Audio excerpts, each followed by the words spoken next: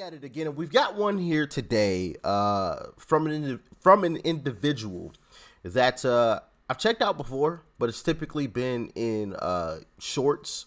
It's never been in a long format video. So you'll recognize this person when you see them, and they have something that I would like to discuss with you guys, or have something to say that I would like to discuss with you guys. So that's what we're going to be checking out today.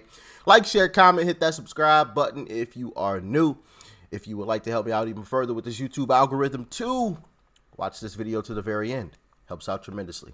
And with that being said, let's dive in. When it comes to President Donald Trump, I want to say this because a lot of people accuse this man of being a racist. Yeah. And I just want to say that I met President Donald Trump working on criminal justice reform. I'm pretty sure I had a conversation with somebody, and they brought that up. Oh, Trump's a racist, and I'm like, hold on, wait a minute, time out.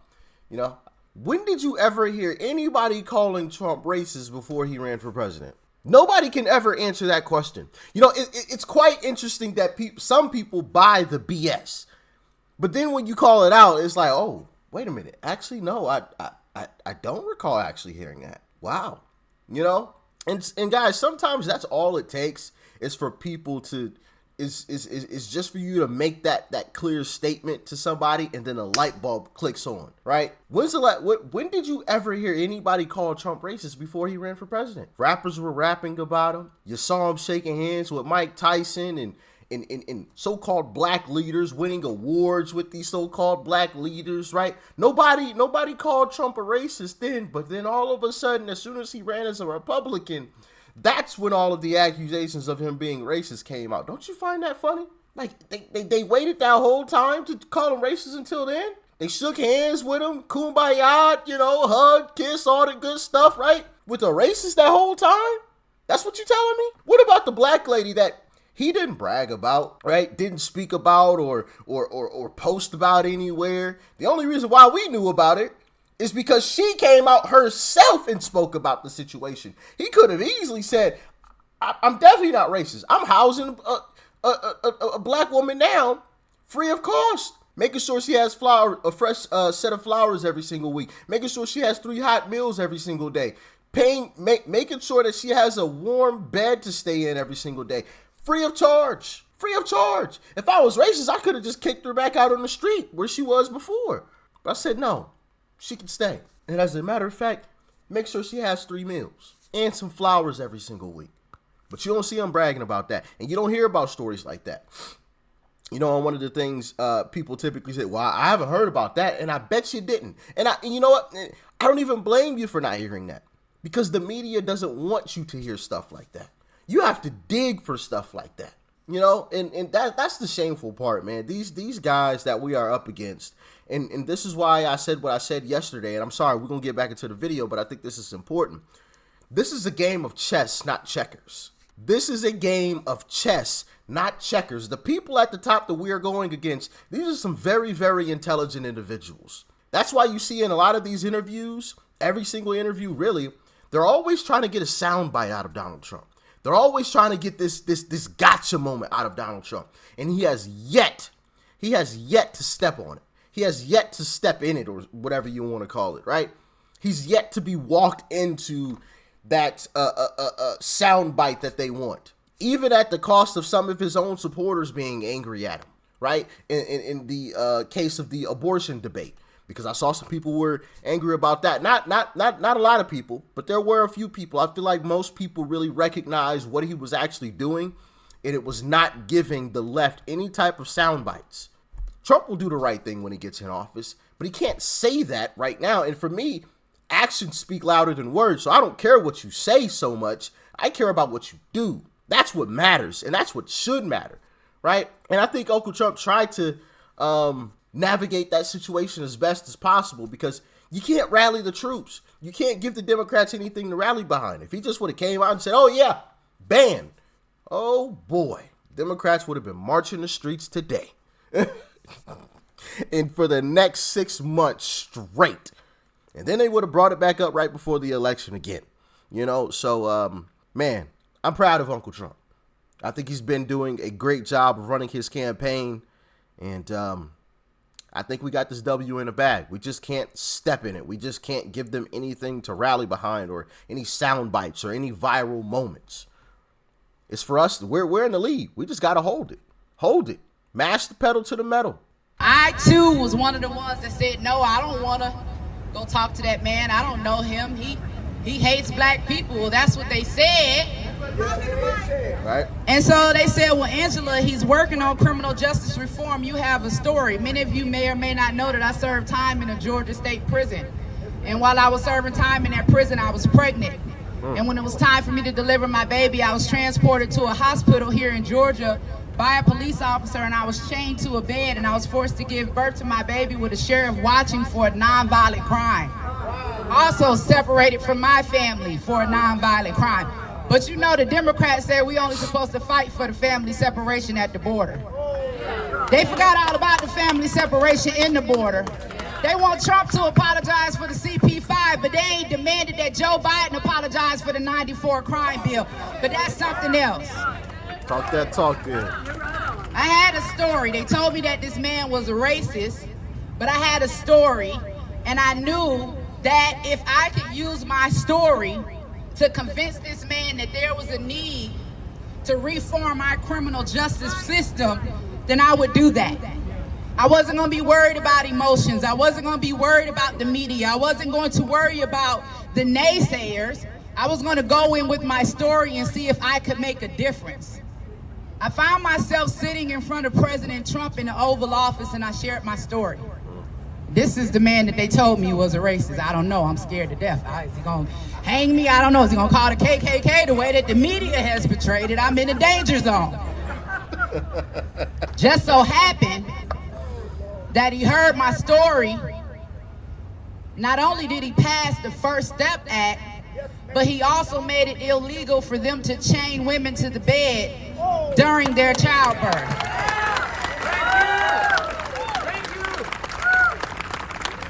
This white man that they told me was a racist, they told me he hated black people. So not only did he just sign one of the most historic forms of criminal justice reform legislation to ever hit this nation, overturning the 94 crime bill that massively incarcerated black America, freeing nearly 20,000 people to this day. The First Step Act. I sat in the Oval Office with a lot of criminal justice reform advocates. I saw Kim Kardashian on the front page taking her pictures. I saw Alice Johnson. I saw Louis Reed. I saw Van Jones. I saw Jessica Jackson. I saw, what's her name? Vivica Fox. I saw Isaiah Washington. But I don't see any of them here today. A lot of people want to take a lot of credit for being criminal justice reform experts, criminal justice reform advocates, but to tell the truth, you didn't free nobody. Trump did. Talk that then. Kim Kardashian had the nerve to put up a tweet to say free Gunna. Gunna is a YSL rapper tied to the Young Thug case, charged with RICO, the same DA, the same charges. You put up a tweet and say free a known gangster in Atlanta, Georgia, but you won't put up a tweet and say free President Trump.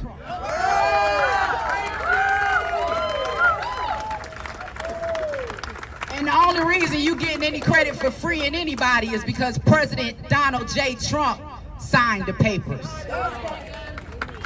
As a criminal justice reform advocate, somebody that's grateful to President Donald Trump for giving me a second chance, giving me an opportunity to run for Congress by clearing my record.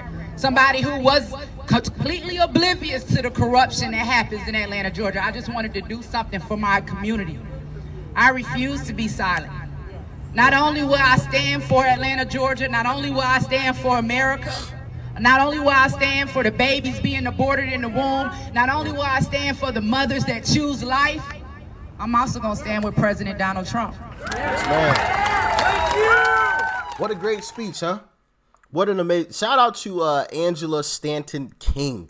Hopefully I pronounced her name correctly. Shout out to Angela. That's who that lady was, for those of you that don't know.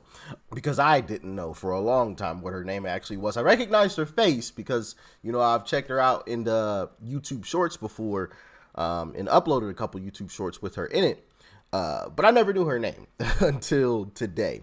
But what a fantastic speech there. And, you know, I find it interesting that a lot of these celebrities always agree with the establishment, you know, and I think that's one thing that needs to be called out more. And I recently called it out in a discussion with someone, you know, how the media and, you know, these leaders always all agree and say the same thing, right?